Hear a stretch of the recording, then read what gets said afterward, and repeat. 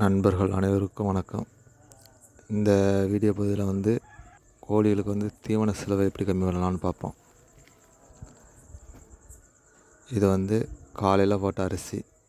இன்றைக்கி எந்த கோழியுமே அரிசி சாப்பிடலை. எல்லாமே வந்து நம்ம வாரத்தில் ஒரு நாள் நம்ம ஊர் பக்கத்துலேயே வார சந்தை நடக்கும். அதில் உள்ள காய்கறி வேஸ்ட்டு, பழம் வேஸ்ட்டு எல்லாத்தையும் நம்ம இந்த இடத்துல வந்து கொட்டுவோம். ஒரு 3 நாளைக்கு இதில் ஃபுல்லாக சாப்பிடுங்க. கோழி ஃபுல்லாக கொத்தி நம்ம எதுவுமே வெட்டுறதோ இதெல்லாம் கிடையாது. அப்படியே முழுசாக எல்லாத்தையும் முழுசாக போட்டுறது.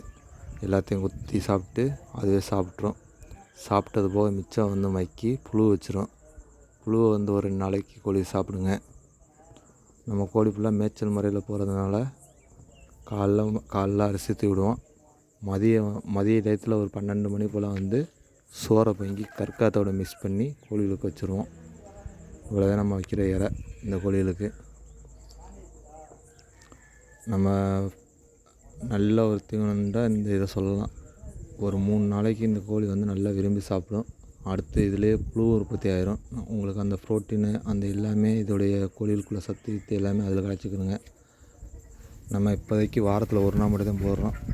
நம்ம ஊர் பக்கத்துலேயே டெய்லி மார்க்கெட்லாம் இருக்குது. அதில் வந்து அதிலே வந்து எடுத்து வந்து போடலாம். நம்ம இப்போதைக்கு ஒரு 40 கோழி தான் வச்சுருக்குறோம். அதனால் வந்து நம்மளுக்கு டெய்லி தேவைப்படாது. இந்த வாரத்தில் ஒரு நாள் போடுறதே போதுமானதாக இருக்குது. நம்ம பணியில் வந்து கரண்ட் வசதியோ தண்ணி வசதியோ கிடையாது. எல்லாமே வெளியே எடுத்து வந்து நம்ம யூஸ் பண்ணியிருக்கிறோம்.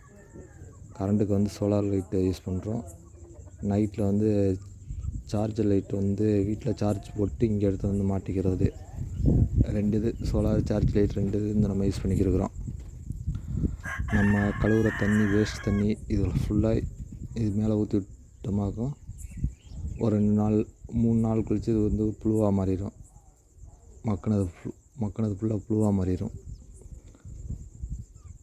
இந்த மெத்தடை வந்து நம்ம பயன்படுத்தி பாருங்கள். உங்களுக்கு பயனுள்ளதாக இருக்கும். யாராவது கோழி வளர்க்கும் நண்பர்கள் இந்த வீடியோ பார்த்தீங்களாக்கும். இது உங்களுடைய கருத்தை எனக்கு வந்து கமெண்ட் பண்ணுங்கள். வேறு யாராவது புதிதாக கோழி வளர்க்கும் நண்பர்கள் வந்தாங்களாக்கும் இது சரியாக தப்பான்னு அவங்களும் தெரிஞ்சுக்கிடுவாங்க. ஏன்னா நம்ம ஒரு 5 மாதம் ஆகுது. நான் என்ன பயன்படுத்துகிறேனோ அதையும் சொல்கிறேன். உங்களை யாரையும் வந்து இந்த மெத்தடை வந்து பயன்படுத்துங்கன்னு நான் சொல்லலை. இது சரியாக தப்பான்னு தெரியல.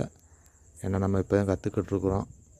கற்று முடிஞ்சதுக்கப்புறம் இதோடைய க்ரோத் எப்படி வருது, என்ன ரிசல்ட் வருதுன்னு அதுக்கு நம்ம ஒரு வீடியோ போடுவோம். இது வந்து நம்ம வந்து ஆட்டு பண்ணைக்காக ஆரம்பித்த பண்ணை. இப்போ வந்து நம்ம எல்லாமே கோழியாக மாற்றிக்கிருக்கிறோம். இடத்தையும் கொஞ்சம் கொஞ்சமாக அப்படியே செட் பண்ணிக்கிட்டு வருது. கோழிகளுக்கு என்னென்ன தேவையோ இந்த செட்லாம் இப்போ போட்டதேன். தட்டி தார்பாயை வச்சு சும்மா சிம்பிளாக போட்டிருக்குறோம். அடுத்து போக போக போக கொஞ்சம் கொஞ்சமாக நம்ம ஃபுல் அண்ட் ஃபுல் கோழி ஆக்கிட்டு எல்லாத்தையும் ஆல்ட்ரேஷன் பண்ணி கொஞ்சம் ஆல்ட்ரேஷன் பண்ணுற வேலைலாம் நிறையா இருக்குது. அதெல்லாம் நம்ம கொஞ்சம் கொஞ்சமாக பார்ப்போம். நம்ம வீடியோவுக்கு சப்போர்ட் பண்ணுங்கள், சப்ஸ்கிரைப் பண்ணுங்கள், லைக் பண்ணுங்கள். பிடிச்சிருந்தால் நம்ம வீடியோ ஷேர் பண்ணுங்கள். நம்மகிட்ட நிற்கிறது ஒரே ஒரு ஆடு.